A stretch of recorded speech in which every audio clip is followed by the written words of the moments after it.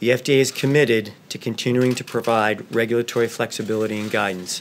But let me make one thing clear. FDA's responsibility to the American people is to ensure that products are safe and effective. And yet we are continuing to do that.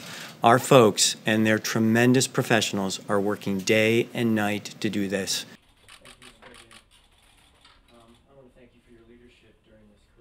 We need to make sure that the sea of new treatments will get the right drug to the right patient at the right dosage at the right time.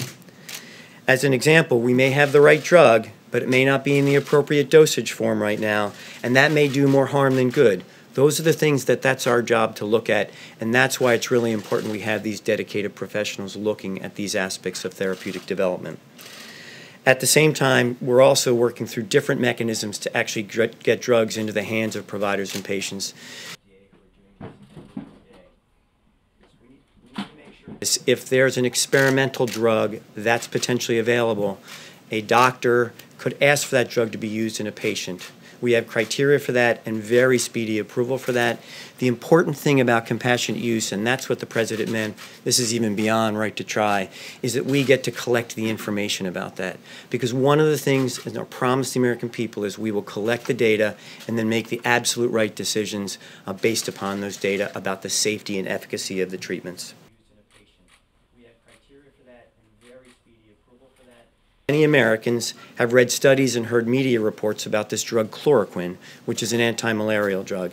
It's already approved, as the President said, for the treatment of malaria as well as an arthritis condition. That's a drug that the President has directed us to take a closer look at as to whether an expanded use approach to that could be done to actually see if that benefits patients. And again, we want to do that in the setting of a clinical trial, a large, pragmatic clinical trial, to actually gather that information and answer the question that needs to be answered and asked and answered.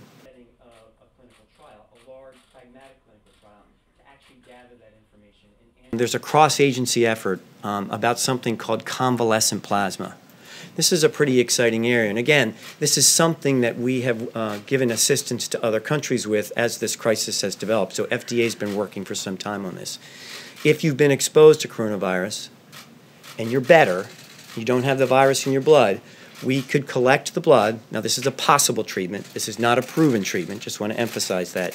Collect the blood, concentrate that, and have the ability, once it's pathogen-free, that is virus-free, be able to give that to other patients, and the immunoglobulins, the immune response, could potentially provide a benefit to patients. Now, this is a possible treatment. This is not a proven treatment. Just want to emphasize that. Collect the blood. And that'll be a bridge to other therapies that will take us 3 to 6 months to develop. And this is a continuous process. There is no beginning and end to each of this. This is, we're pushing this through.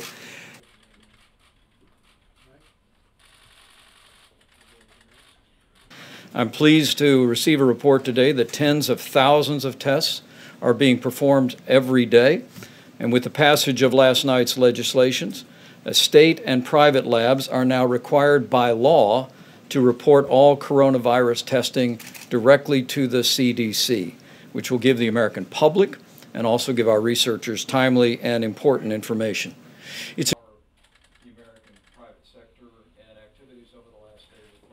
It's important for every American to remember that if you don't have symptoms, you don't need to get a test.